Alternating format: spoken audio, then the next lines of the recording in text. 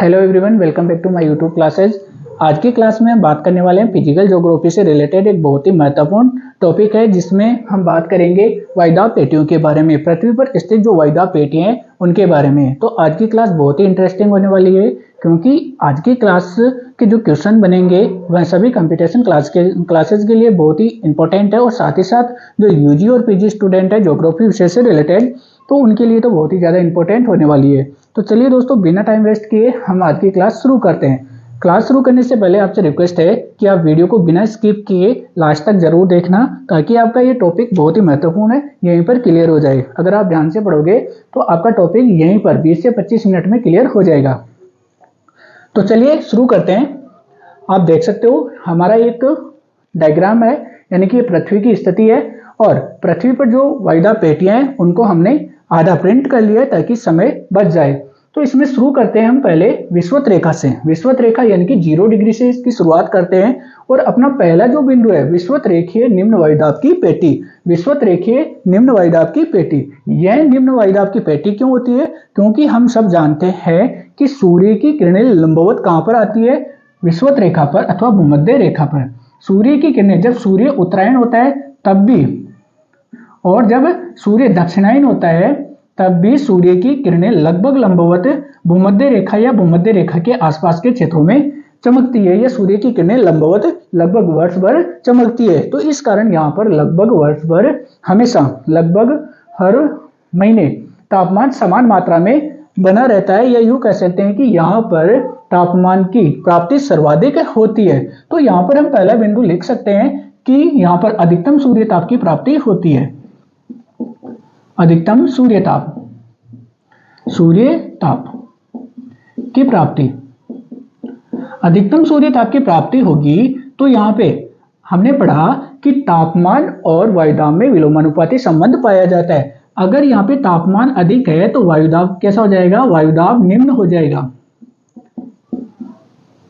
वायुदाब निम्न हो जाएगा। अब अपने पास बात आती है कि ये जो क्षेत्र है, इस क्षेत्र का विस्तार कहां से कहां तक पाया जाता है? तो इस क्षेत्र का विस्तार भूमध्य रेखा से भूमध्य रेखा से 5 degree north plus 5 degree south, दोनों ओर इसका विस्तार पाया जाता है। या यूं कह सकते हैं कि 10 डिग्री अक्षांशों के मध्य इसका विस्तार पाया जाता है। 5 डिग्री नॉर्थ और 5 डिग्री साउथ, यानी कि कुल मिलाकर 10 डिग्री अक्षांशों के मध्य इसका विस्तार पाया जाता है। तो इसके विस्तार के बारे में आपके मन में कोई डाउट नहीं होना चाहिए, क्योंकि इसका विस्तार भूमध्य रेखा से उत्तर की ओर और दक्षिण की ओर पाया जाता है। नेक्स्ट हम बात करते हैं कि यहाँ पर वर्ष भर अधिक तापमान पाए जाने के कारण यहाँ पे वर्ष भर वर्षा होती रहती है।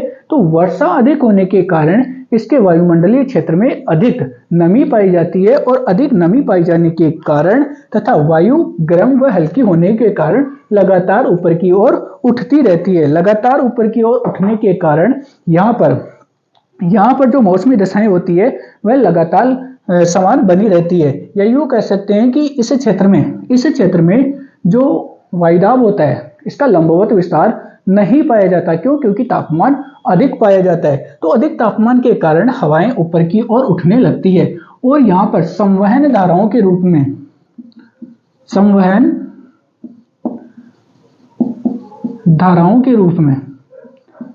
रूप में ऊपर की ओर उठती है,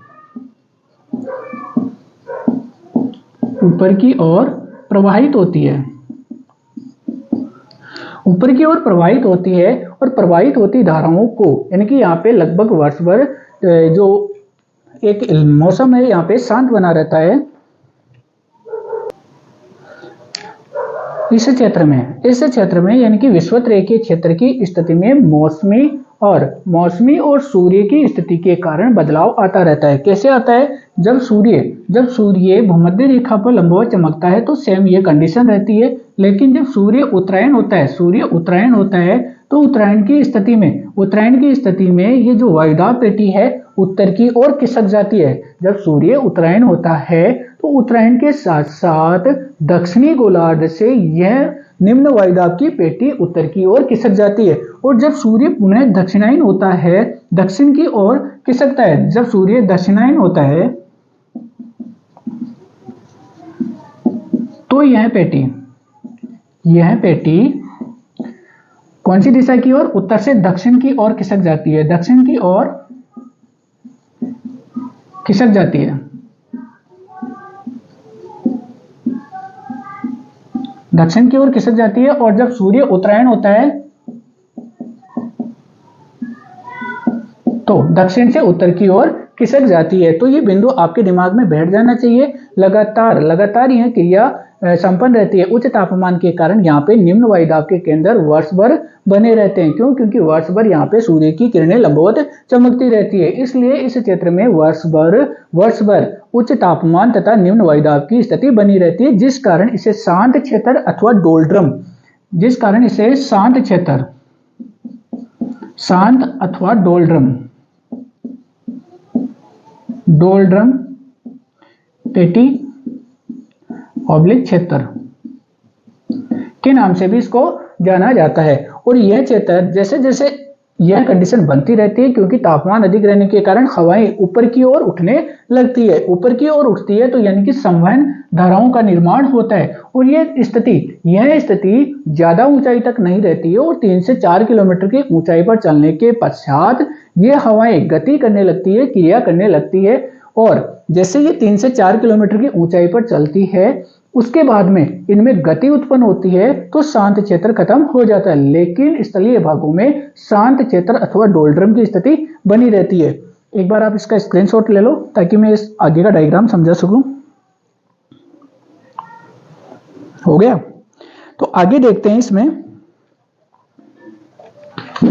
आगे देखने से पहले आप इसका एक बार साथ साथ रिवीजन करते जाना, क्योंकि तापमान अधिकता के कारण वायुदाब निम्न पाया जाता है। एक डायग्राम के माध्यम से समझने की कोशिश करना। ये अपना स्थल भाग है और स्थल पे ये भूमध्य रेखा अथवा 0 डिग्री, इससे हम चलते हैं 30 से 35 ले लो डायरेक्ट, 30-35 डिग्री और यहाँ पे 25 डिग्री। इसी प्रकार इस तरफ भी 20 डिग्री, 25 डिग्री, 30 डिग्री, सॉरी इसे 25 डिग्री से ले लो, 25 डिग्री, 30 डिग्री और 35 डिग्री। 35 डिग्री इधर नॉर्थ लेते हैं, इधर साउथ लेते हैं। तो यहां से विषुवत रेखा से हम ऊंचाई की ओर चलते हैं और ऊंचाई कितनी? 3 से 4 किलोमीटर। और ये क्षेत्र है अपना विषुवत रेखीय। आप भी बना लेना ऐसा डायग्राम, विषुवत रेखीय डोल्ड्रम क्षेत्र। अब इसमें आपको समझना है कि ये जो क्षेत्र है इसमें क्या होता है? हवाएं ऊपर की ओर बढ़ती है। जब हवाएं ऊपर की ओर उड़ती है और आगे जाके नीचे की ओर उतरती है, पवनों का नीचे उतरना। जब पवनें नीचे उतरती है, ठीक इसी प्रकार इधर भी पवनों का नीचे उतरना।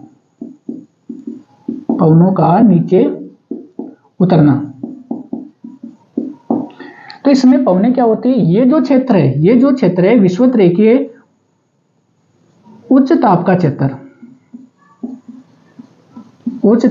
क्षेत्र। विषुवत रेखा के पास उच्च तापमान होता है, तो उच्च तापमान के कारण हवाएं क्या होती है? ऊपर की ओर उठती है। दोनों क्षेत्रों में, नॉर्थ और साउथ दोनों क्षेत्रों में हवाएं ऊपर की ओर उड़ती है। और ऊपर की ओर उड़ती हुई हवाएं जब 3 से 4 किलोमीटर के क्षेत्र में प्रवेश करती है, फिर ये गति करने लगती है और पुनः आगे की ओर बढ़ते हुए नीचे उतरने का प्रयास करती है। कारण क्या है इसमें? कारण ये है कि पृथ्वी की जो दैनिक गति है उसके प्रभाव के कारण ये हवाएं या पवनें पुनः नीचे की ओर उतरने का प्रयास करती है और 30 से 35 डिग्री अक्षांशों के मध्य ये नीचे उतर जाती है। और नीचे उतरते ही पुनः स्थलीय क्षेत्रों में उच्च वायुदाब का केंद्र बनाती है और इसको हम कहते हैं व्यापारिक पवनें। दोनों ओर, इधर भी व्यापारिक,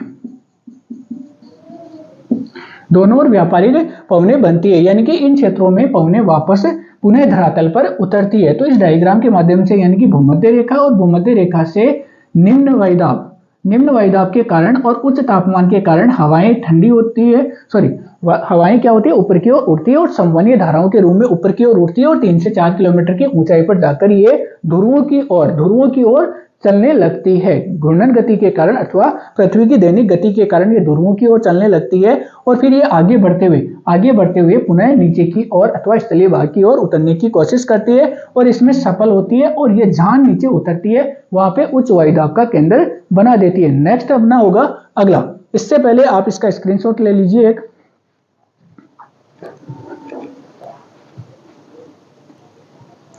तो अब नेक्स्ट देखते हैं, हमारा पहला अपना विषुवत रेखीय निम्न वायुदाब के केंद्र हो गए।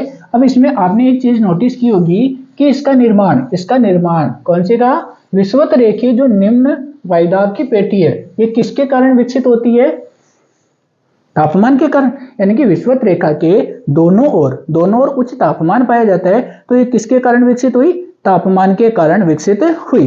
तो इसके लिए जो यूज करते हैं ए वाला यूज कर लेते हैं, ये आगे काम आएगा कि ताप द्वारा निर्मित पेटियां कौन सी है, इसके अलावा गति द्वारा निर्मित कौन सी है। अब पढ़ते हैं हम आगे सेकंड वाली, उपोष्ण कटिबंधीय उच्च वायुदाब की पेटी। उपोष्ण कटिबंधीय, दोनों क्षेत्रों में ध्यान रखना, ये दोनों क्षेत्रों में होगी उपोष्ण उच्च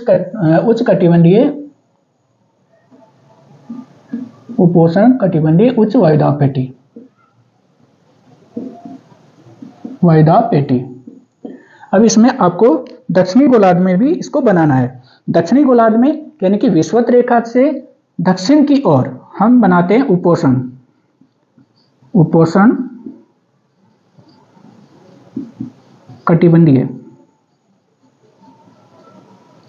कटिबंधीय, यहां पे निम्न, यहां पर उच्च ताप पेटी। और इसमें सेम डिजाइन, ताकि इसमें डिफरेंट आपको समझ में आ सके। आप कोई सी भी डिजाइन दे सकते हो, इसमें सिर्फ ये अंतर दिखाने के लिए बनाई है मैंने।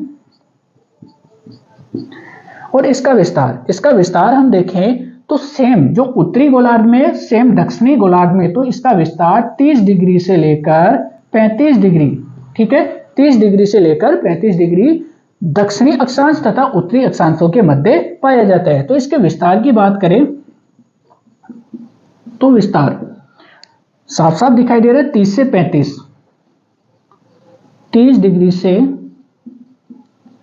35 डिग्री नॉर्थ प्लस साउथ, यानी कि दोनों गोलार्धों में इसका विस्तार पाया जाता है। तो विस्तार में कोई आपकी समस्या नहीं आएगी। अब इसकी विशेषता क्या होती है कि यहाँ पर वर्ष भर अधिकतम तापमान पाया जाता है। क्यों? क्योंकि हमने पढ़ा कि विषुवत रेखा से जब सूर्य उत्तरायण और दक्षिणायन होता है, तो यहाँ पर यानी कि ये भूमध्य रेखा के पास में स्थित है, तो यहाँ पर वर्ष भर लगभग वर्ष भर सूर्य की किरणें लंबवत चमकती रहती है। सिर्फ 2 महीनों को छोड़कर, शीतकालीन 2 महीने आते हैं, उनको छोड़कर वर्ष भर यहाँ पर अधिकतम तापमान की स्थिति पाई जाती है। तो इसमें हमारे सामने एक बात आ रही है, तापमान क्या है,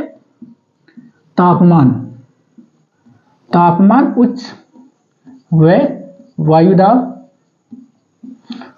अब यहां पे एक समस्या आ रही है, हम पढ़ रहे हैं कि तापमान उच्च और वायुदाब भी उच्च। हमने पढ़ा कि उपोष्ण कटिबंधीय उच्च वायुदाब की पेटी, तो यहां पर तापमान अधिक है तो वायुदाब निम्न होना चाहिए, राइट। लेकिन ऐसी स्थिति नहीं पाई जाती। हमने तो पढ़ा था कि तापमान और वायुदाब में विलोमानुपाती संबंध पाया जाता है, लेकिन यहाँ पर तापमान उच्च पाया जाता है और साथ ही साथ वायुदाब क्या पाया जाता है, वायुदाब भी उच्च पाया जाता है। अब ये क्यों पाया जाता है, कारण है इसके पीछे। कारण है एक तो पृथ्वी की दैनिक गति, राइट, पृथ्वी की दैनिक गति के कारण क्या होता है, पृथ्वी तीव्र गति से वस्तुओं को अपनी ओर आकर्षित करती है। अर्थात यूं कह सकते हैं कि पृथ्वी की आकर्षण शक्ति बढ़ जाती है, और जैसे ही पृथ्वी की आकर्षण शक्ति बढ़ती है तो हमने जस्ट इससे पहले पढ़ा पहली विषुवत रेखीय निम्न वायुदाब की पेटी। तो विषुवत रेखीय निम्न वायुदाब की पेटी से उत्पन्न जो संवहनीय धाराएं है या संवहनीय पवनें है वो स्थल से ऊपर की ओर उठती है और ऊपर की ओर उठते हुए ध्रुवों की ओर संचलित होती है। तो फिर आगे हमने पढ़ा कि यह ध्रुवों की ओर बढ़ते हुए 30 से 35 डिग्री उत्तरी और दक्षिणी अक्षांशों के मध्य पुनः धरातल की ओर लौट जाती है। तो पुनः धरातल की ओर लौटती है तो इस क्षेत्र के वायुदाब को बढ़ा देती है। क्लियर। यहां पे पृथ्वी की दैनिक गति व जो संवहनीय पवनें हैं, संवहनीय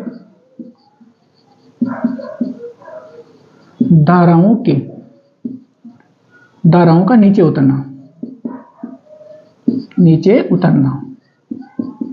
दो कारण हो गए, यानी कि एक तो पृथ्वी की दैनिक गति और दूसरी संवहनीय धाराओं का नीचे उतरना। और कौन से अक्षांशों में उतरना? 30 से 35, 30 डिग्री से 35 डिग्री n+s दोनों गोलार्धों में जो विषुवत रेखीय निम्न वायुदाब की जो हवाएं थी वो यहां से बढ़ती है और यहां पर उतर जाती है। तो ये जहां उतरती है वहां पर वायुदाब को बढ़ा देती है, स्थिति बनी रहती है और इसको अश्व अक्षांश के नाम से भी जाना जाता है। अश्व अक्षांश अथवा अश्व शांत पेटी। अब अश्व अक्षांश क्यों कहा जाता है? अश्व का मतलब क्या होता है? घोड़ा। अश्व का मतलब क्या होता है? घोड़ा। तो ये घोड़ा अक्षांश है क्या? इसके लिए ये कहा जाता है कि प्राचीन काल में जो समुद्री मार्ग थे उनसे व्यापार होता था। तो उस समय टेक्नोलॉजी ज्यादा नहीं थी, तो समुद्री जो व्यापारी थे वो घोड़ों का व्यापार करते थे। तो जब इस क्षेत्र से, कौन से क्षेत्र से, 30 से 35 डिग्री, ये 30 से 35 डिग्री वाला जो क्षेत्र है, 30 से 35 डिग्री वाला जो क्षेत्र है, इससे गुजरते थे अपने जहाज लेकर। तो वहां पे जो समुद्री तूफान होते थे, या फिर यूं कह सकते हैं कि ये जो वायु का भार था जो भूमध्य रेखीय क्षेत्रों से कौन से क्षेत्रों की ओर, उपोष्ण कटिबंधीय उच्च वायुदाब के क्षेत्रों की ओर बढ़ रहा था। जब ये वायुदाब किस पे जो जहाज थे उनके ऊपर पड़ता है तो जहाज डूबने लगते थे। तो डूबने से बचाने के लिए अथवा जहाजों में भार कम करने के लिए व्यापारी क्या करते थे? इन घोड़ों को समुद्र में फेंक देते थे, यानी कि समुद्र में डाल देते थे। तो उससे क्या होता था? जो जहाज थे उनका भार कम हो जाता और जहाज डूबने से बच जाते थे। इसलिए इनको अश्व अक्षांश के नाम से भी जाना जाता है। एक बार आप इसका स्क्रीनशॉट ले लो। हाँ, तो इसमें आगे देखते हैं। हमने ये देखा कि ये जो पेटी है उपोष्ण कटिबंधीय उच्च वायुदाब की पेटी। तो इसमें देखा कि ये किसके द्वारा निर्मित हो रही है? किसके द्वारा? गति के द्वारा, पृथ्वी की गति के द्वारा निर्मित हो रही है। तो इसको हम गतिजन्य, ये तापजन्य और ये गतिजन्य, तो इसके लिए बी यूज कर रहे हैं। तो ये गतिजन्य, ये तापजन्य, ताप के द्वारा निर्मित, और ये गति द्वारा, इनका निर्माण गति के द्वारा और इसका ताप द्वारा। तो इसमें आगे बढ़ते हैं, तीसरा बिंदु लेते हैं हम। तीसरा बिंदु हम लेते हैं इसमें हमारा दोनों गोलार्धों में विषुवत रेखा से दोनों गोलार्धों में उत्तरी गोलार्ध और दक्षिणी गोलार्ध दोनों गोलार्धों की ओर आगे बढ़ते हैं। तो इसमें अपना थर्ड पॉइंट आता है उपध्रुवीय निम्न वायुदाब की पेटी। उपध्रुवीय निम्न वायुदाब की पेटी।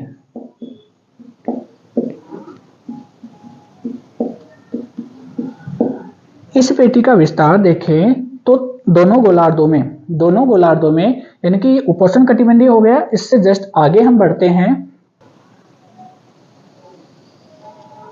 इस क्षेत्र में बढ़ते हैं। तो यह है उपध्रुवीय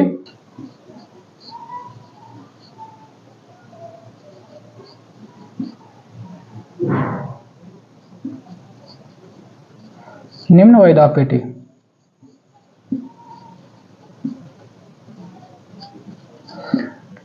दोनों गोलार्धों में बात करें तो उपध्रुवीय निम्न वायुदाब की पेटी, और इसका विस्तार देखें उत्तरी गोलार्ध में 60 से 70 डिग्री, तो इधर भी 60 से 70 डिग्री, 60 डिग्री से लेकर 70 डिग्री दक्षिणी गोलार्ध के मध्य इसका विस्तार पाया जाता है। तो विस्तार की बात करें, विस्तार तो दोनों गोलार्धों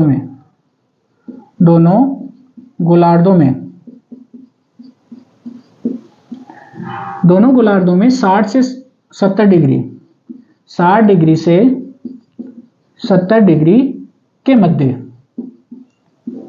मध्य इसका विस्तार पाया जाता है। अब इस क्षेत्र की बात करें तो यह क्षेत्र शांत वातावरण से, या यूं कह सकते हैं कि इस क्षेत्र में लगभग वर्ष भर सूर्य की किरणें तिरछी पड़ती है, तो यहाँ पर तापमान कम पाया जाता है। तो यहाँ की विशेषता क्या है?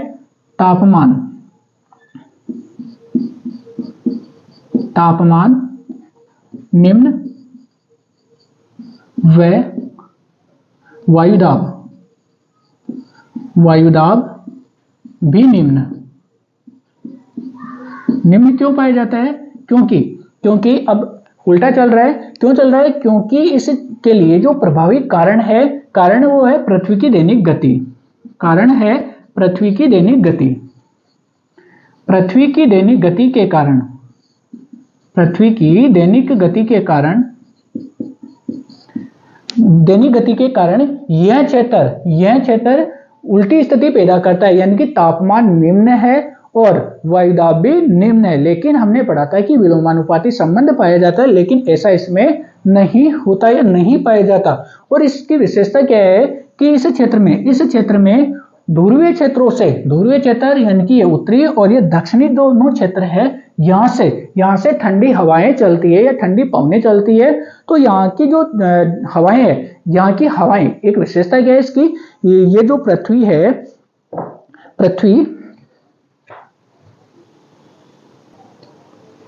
इस क्षेत्र में क्या होता है कि जो ध्रुवीय क्षेत्रों में चलने वाली जो हवाएं होती है वो बाहर की ओर यानी कि इस क्षेत्र से बाहर की ओर प्रवाहित होने लगती है। बाहर की ओर प्रवाहित होने के कारण यहाँ पर टेम्परेचर भी कम हो जाता है। एक तो पहली बात तो सूर्य की किरणें तिरछी होती है, यहाँ पर लंबवत नहीं होती, तो तापमान कम पाया जाता है। तो कम तापमान के कारण यहाँ पे उच्च वायुदाब होना चाहिए, लेकिन यहाँ पे निम्न वायुदाब पाया जाता है। कारण यही है कि जो ध्रुवीय क्षेत्रों की जो पवनें होती है वो बाहर की ओर निकलने लगती है। बाहर की ओर निकलने के कारण इस क्षेत्र का वायुदाब और पवनें दोनों प्रभावित होती है। वायुदाब और पवनें यानी कि पवनों की मात्रा तथा वायुदाब की मात्रा दोनों घटने लगती है।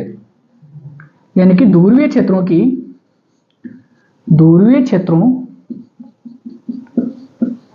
में पवनें बाहर की ओर प्रवाहित होने लगती है और जैसे ये बाहर की ओर प्रवाहित लगती है, जिसके कारण क्या होता है इस क्षेत्र में, कौन से क्षेत्र में, उपध्रुवीय निम्न वायुदाब के क्षेत्र में वायु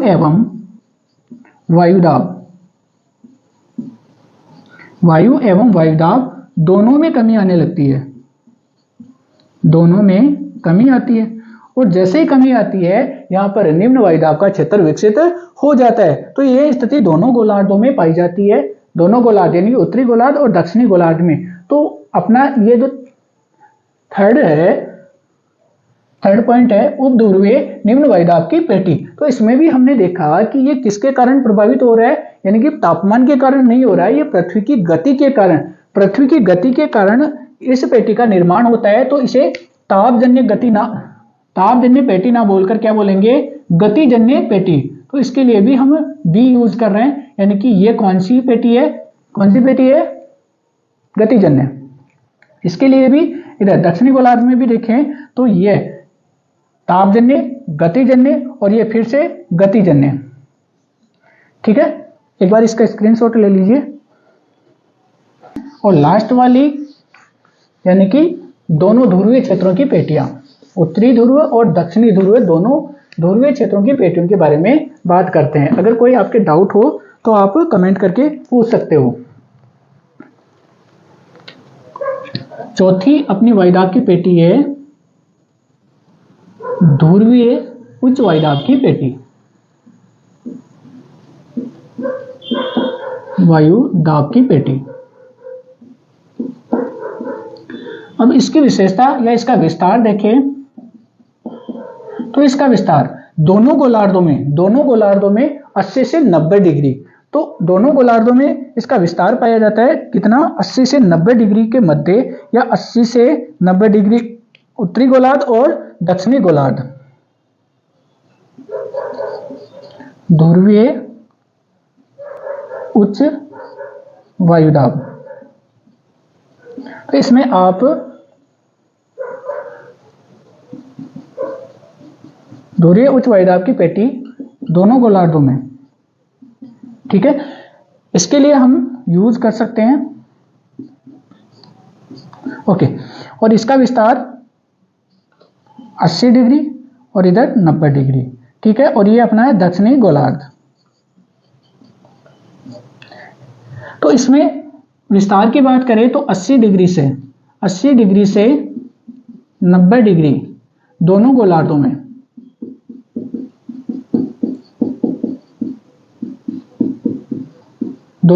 में, इसका विस्तार पाया जाता है। और इसकी विशेषता क्या होती है कि ये दोनों क्षेत्र है, यहाँ पर सूर्य की किरणें हमेशा क्या होती है, तिरछी रहती है, तो इस वजह से तापमान उच्च, तापमान यहाँ पे निम्न पाए जाते हैं। करेक्शन कर लेना, यानी कि यहाँ पर सूर्य की किरणें दोनों गोलार्धों में तिरछी पड़ने के कारण यहाँ पर तापमान हमेशा कम पाए जाते हैं, और तापमान कम पाए जाते हैं तो वायुदाब हमेशा उच्च पाए जाते हैं। तापमान निम्न व वायुदाब उच्च, तापमान निम्न पाए जाने के कारण वायुदाब यहाँ पर उच्च पाए जाते हैं। और ध्रुवीय क्षेत्रों से चलने वाली जो आंधियां है, और ध्रुवीय क्षेत्रों से आंधियां जो चलती है वो कैसी होती है, ध्रुवीय क्षेत्रों की हवाएं कैसी होती है, बर्फीली होती है, बर्फ के साथ आती है, तो इसमें बर्फ की मात्रा अधिक पाई जाती है और ठंडी होती है। तो इस ध्रुवीय क्षेत्र में कम तापमान के कारण यहाँ पर उच्च वायुदाब का केंद्र पाया जाता है। और इस जो वायुदाब पेटी है, इसका निर्माण किसके कारण हो रहा है, ताप के कारण हो रहा है। इस वायुदाब पेटी का निर्माण किसके कारण हो रहा है, ताप के कारण, यानी कि टेम्परेचर के कारण हो रहा है।